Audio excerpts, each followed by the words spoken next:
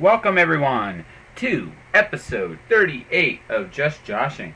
I am your host, Joshua Penteleresco. I write stuff, I podcast, and I'm also a publicist. But today I am a podcaster, and this week's guest is a really cool dude. AP Fuchs is the guest. AP is a well-known writer, local independent writer in the scene of Winnipeg, Manitoba, and every time I go to Winnipeg or ever in the Manitoba area, I'm impressed at the creative talent I saw there. Let's see. I was with Chadwick Ginther, Greg Chomichuk. I hope I had that right. Christine Steenham, Andrew Lawrence, Brendan Nagatal, Melinda Friesen, and Adam. That's what I'm going to call him. Or AP is Adam. That's his first name. And the thing that always really impresses me with people is their passion. It doesn't really matter what you do and how you do it. It's your passion that really makes it worthwhile. And so, like I said, I got to know Adam. I met him briefly last time I was in Winnipeg at C4. We didn't really talk much. This time I actually got a chance to get into his head a little bit. Knowledgeable dude. He's been doing this for a long time. He's got many books, more than I got, and he's just a really, really, really, really, really cool dude. And so we got to talk about his books, some of his things, and he's dabbled in everything. I mean, he's somebody that if you are trying to break into this business, should look into, because he's a really, really cool dude. I read Axiom Man before I did this podcast, and Axiom Man is actually a lot like Adam. There's some edges that needed to be refined, maybe just a little bit. But who am I to talk? I mean, I'm just a wild man. Period. But raw passion. It's really like you can tell he put everything he has into what he does. He has a newsletter called Cancer X. I truly believe Adam should be coming up and doing something like his own version of heavy metal or something to that effect, because the guy would kill it. He understands. He's one of the few people that truly understands all the mediums, all the arts, and would be great at it. No joke. Beyond all that, it's been interesting. Kind of balancing things a little bit this week. My day job has gotten into silly overtime, and I've been trying to balance that with everything else. And like tonight, I'm going into work. As soon as this podcast is done, I'm doing it. Ugh, pardon me. It's been a great week, and like I said, I got some more things happening, and I got some other things to promote too. So let's talk about them tomorrow. Or today, when you listen to this podcast. My sister at Bonus on Monday, 6 p.m. Head on down there. Buy yourself a drink, put in $35, and go to Pint and Paint, I believe is what it's called. And it's at Bonus Pub. Starts at 7. Go show up there a little early. Have my sister go out there and knock it dead. She's an amazing artist. I've had her on the podcast before. I'm hoping to have her on the podcast again at some point real soon, because just my sister's awesome. No ifs, there's no ands, no buts, and that's the truth. So let's see, what else should we talk about real quick? So the podcast for the next few weeks is going to be a bit all over the place in terms of content.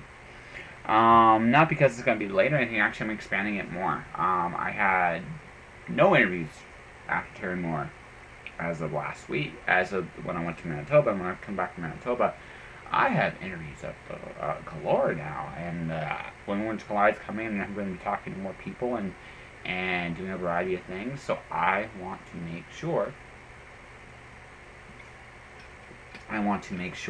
that we are all caught up. So Adam's podcast is now. Also this week, Andrew Lawrence. Both parts will be up. The week after that, we will have talked to the great Brendan Nagatal. Brendan was the 8th person in Manitoba, and he was an interesting dude and a talented man, very talented man, and you get a chance to hear what makes him tick, and it's an amazing little story. We basically did the podcast on the drive home from the retreat, which was great. like you said, we have Leon Kersner, Jan Fry, two-parter. We have J.J. Rice and Rebecca. Oh man, I should have all the names now. But yeah, two first time ever, two people doing one podcast kind of deal, which is really cool. Then we have Mickey Mickelson. We have, Marcy Geller. And there's, like I said, my guest list has jumped significantly in the last few, this was all the last 2 weeks. This has been crazy. And so you're going to be seeing more podcasts. Yes, I'm working on going to get theme music for the season year 2, because we're coming into year 2 of my podcast. Yeah! Literally about 14 weeks away, and we're actually going to probably speed right into 52 a little early. But yeah, it's been kind of a neat little ride. Publicity thing is going well. My first stuff for Craig has started to show up. I've been sending his books for review and just doing a whole bunch of, just a bunch of different stuff. But anyways, it's been kind of a great little trip and ride, and things are happening, and it's great. And beyond all that, yeah, life's good. Just trying to make things happen, doing my thing. I gotta work tonight at the day job. Can't really argue with what I'm getting paid tonight, so that's why I'm going in. So I'm just about wrapping this up kind of early because I want to get to the part where I need to eat and deal with the long day ahead. So anyway, we're going to head to our regularly scheduled advertisement, and then we'll be back with Adam Fuchs. Tired of buying t-shirts, coffee cups, and other memorabilia that all podcasts seem to have? I sincerely hope not, because I'm jumping aboard this gravy train right now. That's right. You can be the proud owner of a Just Joshing t-shirt, photographic print, and coffee cup at my Redbubble store. Redbubble has one-click ordering and will ship anywhere in North America. Check out http://worldwideweb.redbubble.com/people/jpenteloresco for more details. To make this perfectly clear, I have turned on the microphone. I am with AMP Fuchs. I heard it all. Oh no! I'm sorry, I couldn't help myself. Everyone's paying for Adam, is it okay? Adam for this? If you want to. Yeah, no, I just making sure that everyone's keeping this mostly professional. Not completely. You're the one who started off cursing. I know. First thing in the morning, early morning. Oh, I swear like a sailor, man. Yeah, I really do. I'm polite when I first meet you, just because I don't know what it is. I want to make sure everybody can take it. Then my real personality kind of comes out, and it's like, oh, no. Yeah. So much. I'm learning. Yes, that's really good. So how are you this morning, man? Not bad. 80%, not 100% there. Still waking up. But I got the coffee going, so. Yeah, I see that. You got the last time. I'm trying to fix some sludge coffee. I heard it's epic or legendary or something. Gives you a jolt. Excellent. But really, I usually do for coffee is I get up and I just do I've actually put peppermint in the coffee. Because peppermint actually makes the coffee 5 times stronger. Oh no. Yeah.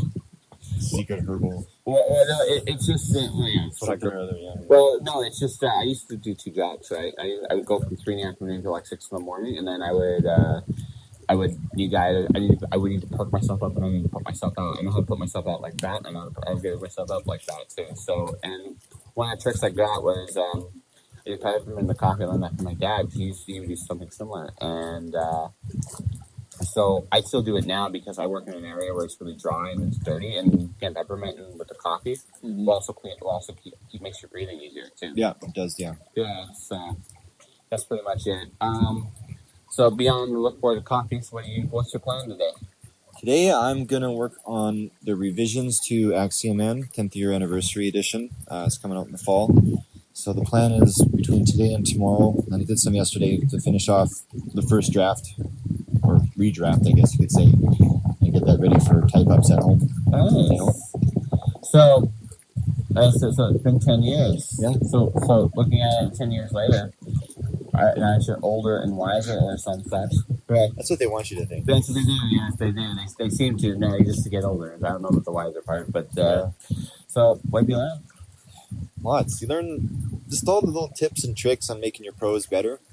You know, different ways to play on words, different twists, writing style changes, and you have to remember, like 10 years ago, I was, compared to who I am now, I was a different person, right? So a different guy wrote that book as well. Absolutely. You know, and that kind of shows through. Because I think that novel was maybe, I'm ballparking, but somewhere around my 7th-ish Nice. book at the time. And like now I have like 40 releases, right? Like I've done a lot of writing in between them. I think the series, as of this point in time, there's 8 books in it right now. But I've done a bunch of other stuff in between each installment. Well, you know. I think that's interesting. Have you ever heard of the Carpet People by Terry Pratchett? From Terry Pratchett? Yeah. Okay, so Terry Pratchett wrote a novel when he was 13. And then he rewrote it again at 40.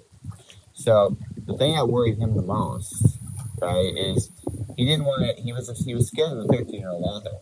Yeah. Because he was afraid of him, because it was like he didn't want to take away that voice. Because even though although it's not as polished as what you could do today, right? There's something really pure about that voice. So going into this, are you worried about something like that? Or no, I'm not doing a rewrite as in I'm reading something from the original and then rewriting it completely in a new draft. I'm going over the current published edition and just doing basically edits on it, changing some words around, adjusting some of the details. 'Cause the way I described some stuff in the earlier book, I'm not too happy with, so I'm just kind of simplifying it or more direct. Yes. And like I guess you could say my action language, and immediacy in my fiction has really grown over the years.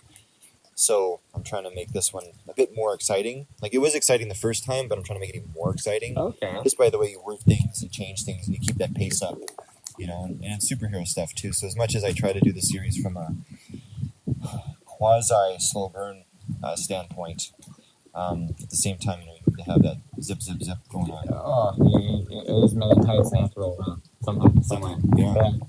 And I crack a smile from him this early in the morning. So he's not fully asleep basically. Let's see here. So you're working on a rewrite? Yeah. Are you working on anything new right now? Like writing-wise? Yeah. Well, I'm finishing. Well, no, new-ish. Well, anything you put down that's new is new, technically. But I'm finishing also a book called Zomtropolis, which is a book I started in the summer of 2008. Okay. And it was something I just picked at over the years, like here and there. And then for a while, I was serializing on my blog, so it was like every Friday thing. Oh, that's cool. And it's done sort of diary. Actually, it's done kind of diary blog style about Soul Survivor in a futuristic city. Zombie thing happened, and he's the only guy. And he's going crazy. He's losing his mind, and it really comes through the work there. But but it's time to finish that book. Yeah, absolutely. So I just want to get it done. And I was originally supposed to have it out this month, June, but I got caught up with a bunch of freelance deadlines. So it happens. Chewed up my brain power, so I had to kind of put that on the side. So I'm hoping to finish it off within the next roughly weekish. Oh wow, you're close then. Yeah, I'm very close to the end. Yeah, it's at the point in the story where it's a bit of a screws with your head a little bit. So I'm at the point now where I'm starting to reveal the mystery and the Looney Tunes side of it. Looney Tunes? I'm going crazy in the lunatic, right? So absolutely. so I'm starting to reveal why things are the way they are and why he's the crazies that you experience as the reader. It starts to get explained, and it's kind of that final turning that corner at the end, and then it'll be basically the wrap up, and you're done. Oh, that's cool. Yeah, so almost there. And it's all planned out. I have it outlined anyway, so the storyline heavy lifting is already finished. It's just an issue of fleshing out. You've done 40 different books. Yeah, I'm ballparking about 40-ish. Oh wow! So at this point, are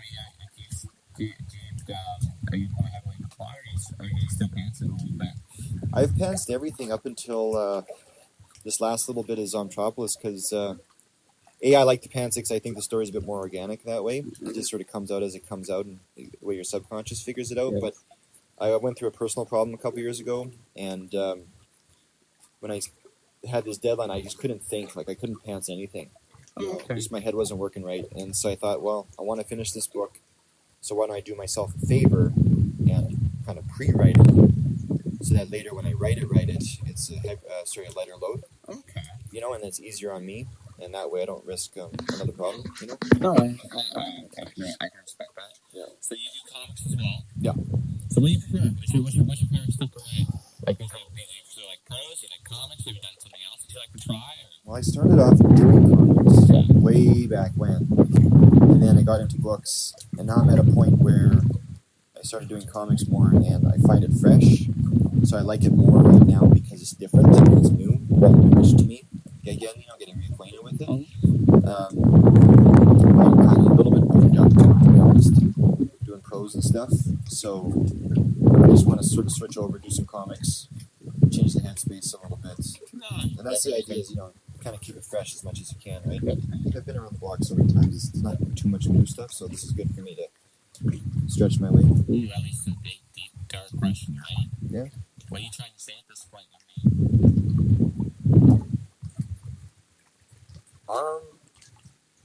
It's going to sound, I'll explain my answer. And my answer is, I don't care. And what I mean by that is, when you start, you're trying to, every writer does this, they're a bit pretentious, everybody is, and you want to say something deep and profound. And, no matter what kind of story you're saying, you're trying to be a little bit brilliant, a little bit cool, a little bit clever, and whatever. And that's fine for a while, but for myself now, I'm at a point with both the writing side and the industry side of it, where a year ago-ish, I settled on, I'm just going to do my own thing, and whether you like it or not, too bad, and just kind of play around with it, and if it turns out wonderful in the end, well, hey, great, you get a good book out of it, and if it, sometimes we all write a dud, then that's fine too, at least I was honest when I did it. Are you having fun? Oh yeah, I'm having fun. Yeah, when I let go of the whole trying to be brilliant side of things, that's actually when the fun really started. Yeah, that's good. So I don't think you should overthink this stuff too much. If you start to do it, you start to just go overboard in terms of dissecting your own work, and just you think it through too much. It's not supposed to be thought through. Like, I'm talking in the real analytical sense, right? Just tell your story, man. Your brain takes care of it anyway. So this has been a recent revelation, I take it. Yeah, about 6-7 months ago, I wrote a blog entry called "Why I Quit the Publishing Industry and Opted to Just Make Books Instead." And it got tons and tons and tons of hits, and it gets into all this, and it basically says, because the industry is this is a whole other topic, but the industry is totally imploding on itself. Just absolutely, it's totally a mess and a disaster, and writers are wrecking it everywhere. New ones, not the established guys. Those guys have class, they know what they're doing, but the new guys, I just turned into this gong show, and the market's flooded and all this jazz, and I'm so passionate about this business that watching it is like watching a train wreck. And you can only watch that for so long before your stomach starts to turn, right? So, I just kind of had enough. Yeah, for me, I basically I just when like I said, it is important. It's important for a lot of reasons. Amazon for surges of time. The fact that anyone can publish these days, I mean, that's a big part of it too. But books aren't even really viewed as books per se anymore. Not the paperback stuff, but like when you look at ebooks, it's more viewed as content as opposed to a book. And I remember way back, like I've been publishing ebooks since 2004. Yeah. And back then, those weren't even considered real books in the industry. Yeah. If you did those, you were snubbed. It didn't matter if you had a paperback alongside it. If you had an ebook, you're, screw you kind of thing. And then there's the big ebook burst, and everyone got on board with that. But then now, like with our daily digital habits, all of us, what do? We surf for content in some way, shape, or form, right? And now people are kind of viewing ebooks as kind of like paid content as opposed to paid books, which is two separate things. So I just okay. No, it's cool. This is interesting stuff. No, I mean, I think it's the nature of the beast today now, because let's be honest, content's going to be in demand for the foreseeable future. Oh yeah, well, I can't see what else. Yeah, exactly. You know what I mean? Yeah. But no, I kind of see it like right now with the way publishing's going. It's almost back to where it was in some senses in the beginning. Where there's almost like instead of having a whole bunch of houses in New York now, everyone potentially a house. So everybody's kind of trying to find new things. That makes sense, right? And that's kind of where we're all at. In my case, I try to just have fun because I just stuff that's a little unique, to the current.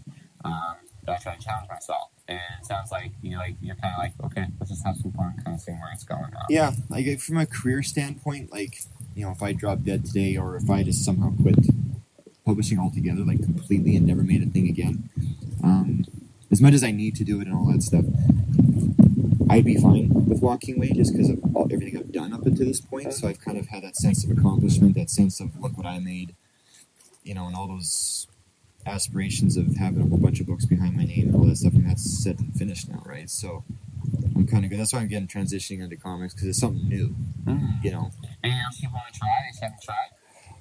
I've written screenplays before. I've done poetry books before. My book catalog is, aside from fiction, like there's nonfiction in there as well. What I really want to do really bad, but I haven't settled on it, is I love those old school zines. Yeah, me too. Xerox copies and the whole the staples, the whole thing, right? And I follow the independent comic scene quite a bit. And a lot of those guys in there, they do mini comics and zines and whatever. And it just seems like such a neat community of people and really down-to-earth people. And there's no BS, and it's just great. And I kind of want to be part of that world. So I thought one day, I kind of dabbled in zines a little bit. Like I made something 2011, I think it was. I made a couple of book-a-zines, they're called. Oh, nice. And they're, I don't know, 90-ish pages zines, but they're formatted as a book. So I use my book printer to make them.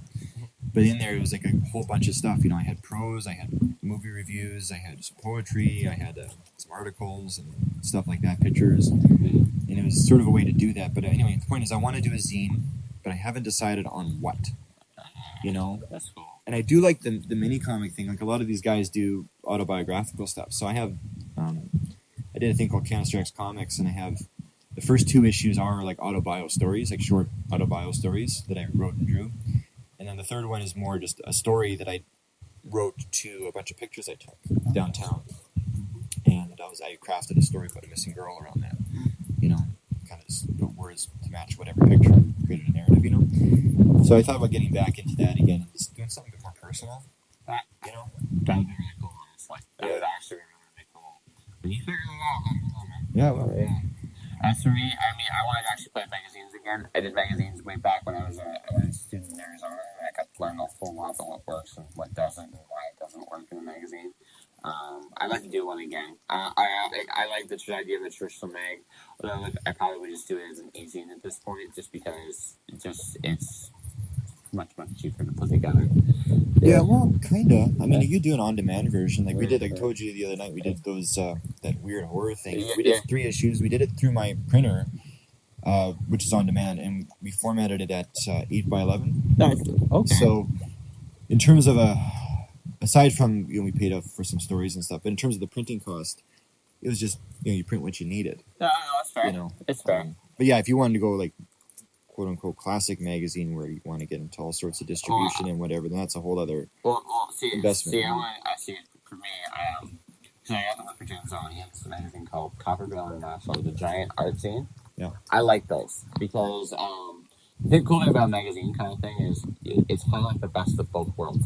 It's big enough that the art really is displayed. That's the real key. That's the real key to I think a good magazine is it has to be big enough where the art gets the space to breathe, but not so big that the prose or the other content looks small. So once you do, there's a real. Are you talking small in terms of length or in terms of presentation? Presentation. Right.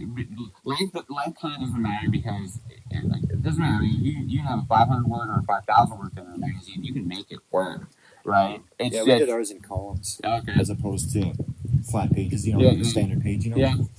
And that worked, and then the artist put like a little spot illustration or two, to break up the story. That's interesting. Well, like I say, if you need someone to actually help format a magazine, just give me a shout. I've done it before, so. Okay. But the thing of it is, no, it's like for me, I love the old. Like I said, Conan is my favorite, old school style magazine. I just love that idea. Heavy metals. Yeah, I love that shit, man. Yeah, I really do. It's just that's the stuff that's really fun, and that's the stuff I think that. Well, for me, my goal would be to do something like that at cons. Because especially since that'd be a good venue to sell them. No, it just feels like something that you could do at a con. You print 100 copies, sell it for anywhere from $7 to $10, depending on how much content you actually have in there, and then just put them out there. Maybe put some neat little bonus content. Like something I would probably do as a bonus today is I probably put an interview like this as bonus content, whether it's a CD, whether it's a or I don't know, CDs are so old school now these days. That's But true. yeah, but I mean, but Some yeah, people still collect that stuff because they like that vintage, Yeah, exactly. what's considered now vintage yeah. presentation of different Well, bonus items. no, it's just like I said, it's just really fun because now, like, I had this talk with another author. All the mediums are mixing now, and it's really, really fun to actually get to play and see how does this work to tell a story? How does this work to tell a story? How does this work to tell a story? You know what I mean? And like I said, so if I were to do a zine, like I'd probably be, I mean, that would be the ultimate, like, mix and match. That makes sense for me. I hear you. Yeah. So beyond all that, so if you get into that, I wish you the best of luck. If people want to find you, where can they find you? Everywhere. But if you want to go to my main site, it's canisterx.com. And then from there, you got links to all my social media stuff and whatever, my Facebook and Twitter and Instagram and Google and the whole bit, right? Yeah. And, I'm pretty active on there. I like to load up Hootsuite and then kind of let it run, So I'm actually on a social media hiatus right now, which is actually kind of nice.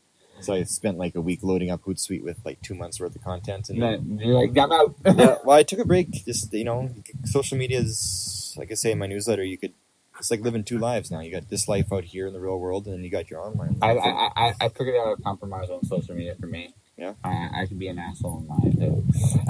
One of those keyboard warriors. Is that you? Or? No. Well, no, it's just one of those things. Like I suck at being pretentious. Like Good. Pretentious is stupid. No, I agree. No, I totally agree. I just suck at it. And so what I do is I'm silly. Like I use my social media basically to be silly and have fun. Yeah. I mean, I'm trying to figure out the happy medium of not sounding like complete chill. It's like, oh, by the way, while you're here, why don't you buy my merch, my books or stuff like that? No one wants to see that all the time. And actually, that's the thing about Twitter. That's something you just pepper throughout. Yeah, throughout. So what I do is usually, like for me, I just keep it real. I talk comics. I goof off. I mean, I put the toothpaste I'm using here on my Instagram just because it's funny. Yeah. Right, just because it's funny. Ladies and gentlemen, I'm using Monster High toothpaste this weekend. So that's So if you can judge me. I'm okay with it. But I already have. So. He judged me really, and I found me wanting, but that's okay. No, it's just like for me, I just find it's just easier to be myself, and it's just easier just to go. Well, that's what you have to be. You have to be yourself. Yeah. And that's what people rally around now. Yeah. Because otherwise, if you just want to be sort of quote unquote Joe Writer, there's too many of those. Yeah. And it's just you're just a face in the crowd, right? But if you could stand up on something a little bit better, then it's better. Yeah, I figure out for my Instagram is pure fun. I usually use that one I highlight particularly at cons, but occasionally I just did an Instagram story not too long ago about how I got into when words collide. But you should do that show. Yeah, you really should. Where's that one? It's in Calgary. It comes in August. It's a little late for this year, but next year you should go. It would be great for you. I'll keep it in mind when I look at next year's. It's a smaller event, but for you, because it's a writing event, it's truly a writing event. I don't want to be a writer. But for you, like considering your background experience and stuff like that, it's the perfect place. You got agents there. You always have people there that like it to work. It's great connections. This is how the podcast started, believe it or not, way back. It was actually at that show. Oh, there you go. Yeah. So, all right. On that note, when is the Axiom Man 10th anniversary plan? I'm aiming for the end of September, and my plan is actually to host a superhero party locally. Okay. To celebrate the character, and also to celebrate the genre, so you could come and cosplay if you want. Nice. And that kind of thing, and if you don't have a costume, just wear a towel around your neck. That's good enough for me. Oh, but Axiom Man's going to be there. I have an Axiom Man costume, so I'm going to get someone to dress up. And that's awesome. Glad hand with people. You should get Andrew. Yeah, I don't think you. That wouldn't work too well. I need him available to buy a book. Oh, so that's fair enough. Fair enough. All right. It was fun. Yeah, thanks for having me. And just like that, folks, another interview's come and gone. I want to thank Adam for his time. Check out Axiom Man 10th anniversary when it comes out in the fall. Check out regular Axiom Man, or any of his other books for that matter, and sign up for his newsletter, because in that newsletter, not only do you hear his thoughts and ideas about what's going on today in the writing industry, but you get a short story, and you get a lot of other cool stuff going on inside his head. And Adam is, like I said, one of the coolest guys in the business, and I get to interview next week another cool guy in the business, and Andrew Lawrence. I finally got him on the podcast, which is going to be fantastic. All right, that's it for this week, actually, folks. this is a short podcast this week, but it's a sweet one. I hope you guys enjoy. Tell your friends, download. I'm going to be officially putting this podcast on iTunes real soon. So if you guys know anyone that could subscribe to it, subscribe. Beyond all that, enjoy. This has been another episode of Just Joshing. One last reminder, go to my sister's thing at the Bonus Pub. 7 p.m. tomorrow night is when it starts. Registration starts early. Check it out, Pint and Paint. It's going to be, grab a pint, paint a picture, have a good time. I promise you it will be awesome. And beyond all that, guys, this is it. Another week's come, another week's gone. Stay inspired. Don't do anything I wouldn't do, whatever that might be. And I'll see you next week. Bye. Josh.